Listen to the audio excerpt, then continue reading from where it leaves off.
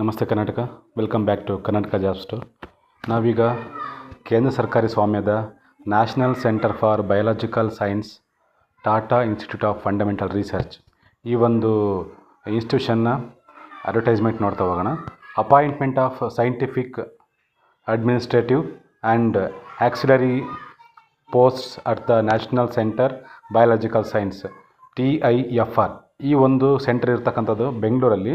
ಇದು Tata institute of fundamental research ಅನ್ನೋ ಒಂದು ಆಟೋನಮಸ್ ಸಂಸ್ಥೆಯ ಅಡಿಯಲ್ಲಿ ಬರುವಂತಹ ಒಂದು ಸಂಸ್ಥೆ ಆಗಿದ್ದು, ಇದರಲ್ಲಿ ಸುಮಾರು 4 ಹುದ್ದೆಗಳನ್ನು ನೋಟಿಫೈ ಮಾಡಿದ್ದಾರೆ.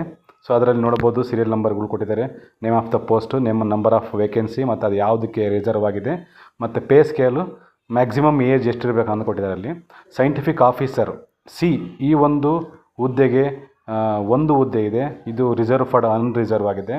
ಇದಕ್ಕೆ ಪೇ ಲೆವೆಲ್ 10 ಈ ಒಂದು ಹುದ್ದೆಗೆ ಸ್ಯಾಲ್ರಿಯನ್ನು ಫಿಕ್ಸ್ ಮಾಡಿದ್ದಾರೆ.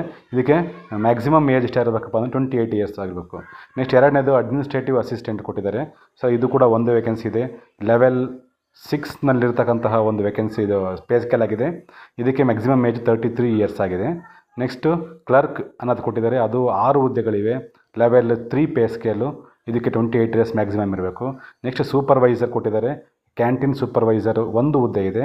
ಇದು ಲೆವೆಲ್ 6 ಆಗಿದೆ.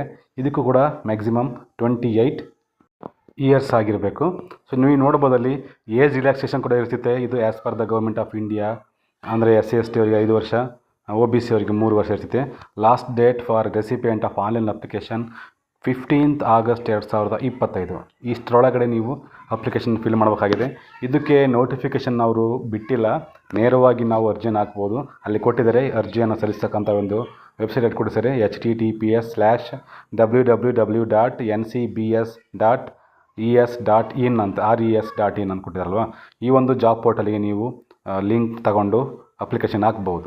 ಸೊ ನೆಕ್ಸ್ಟ್ ನೋಡ್ಬೋದು, ನೀವು ಆ ಜಾಬ್ ಒಂದು ಪೋರ್ಟಲ್ನ ನೀವು ಓಪನ್ ಮಾಡಿದರೆ ಈ ಥರ ನಿಮಗೆ ವೇಕೆನ್ಸಿ ಲಿಸ್ಟ್ಗಳು ಓಪನ್ ಆಗ್ತವೆ.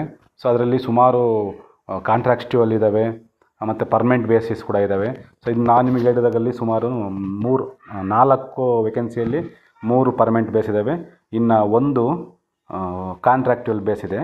ನೋಡ್ಬೋದು, ನೀವು ಇಲ್ಲಿ ಝೂಮ್ ಮಾಡಿದ್ದೀನಿ. ಇಲ್ಲಿ ಓಪನಿಂಗ್ಸ್ ಅನ್ನೋ ಒಂದು ಇದ್ರ ಮೇಲೆ ನೀವು ಕ್ಲಿಕ್ ಮಾಡಿದರೆ ಅಲ್ಲಿ ನಿಮಗೆ ಸಿಗುತ್ತೆ ಯಾವ್ಯಾವ ಪೋಸ್ಟ್ನ ಕಾಂಟ್ರಾಕ್ಚುವಲ್, ಯಾವ್ಯಾವುದು ಪರ್ಮನೆಂಟ್ ಕೊಟ್ಟಿರ್ತಾರೆ.